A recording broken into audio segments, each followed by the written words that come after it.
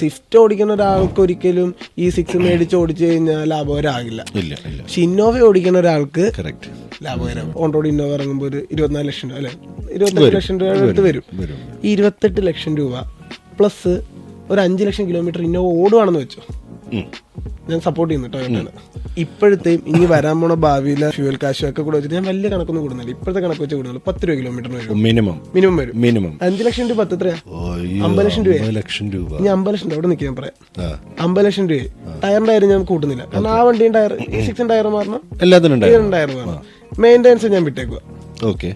അതും കൂട്ടണ്ട ഇതും കൂട്ടണ്ട മെയിൻ്റെനൻസ്. അപ്പം ഫ്യൂവലായി, വണ്ടിയുടെ പ്രൈസ് ആയി. വണ്ടിക്ക് എത്ര? 24 ലക്ഷം രൂപ പ്ലസ് 50 ലക്ഷം. അപ്പൊ 5, 6, 7, 75 ലക്ഷം രൂപ. 75 ലക്ഷം രൂപ 5 ലക്ഷം കിലോമീറ്റർ.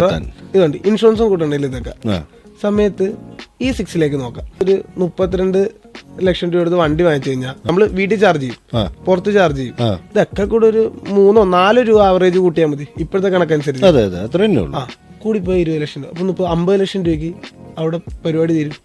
അവിടെ 50 ലക്ഷം വെറും ഫ്യൂവലിന് മാത്രം പോയി. 75 ലക്ഷത്തിൽ ലാൻഡ് ചെയ്ത് കൊടുത്ത് ഇവിടെ 50 ലക്ഷം. അപ്പൊ 25 ലക്ഷം അവിടെ സേവിങ് ആണ്. അവിടെ കത്തി പോവാ ചെയ്തത്.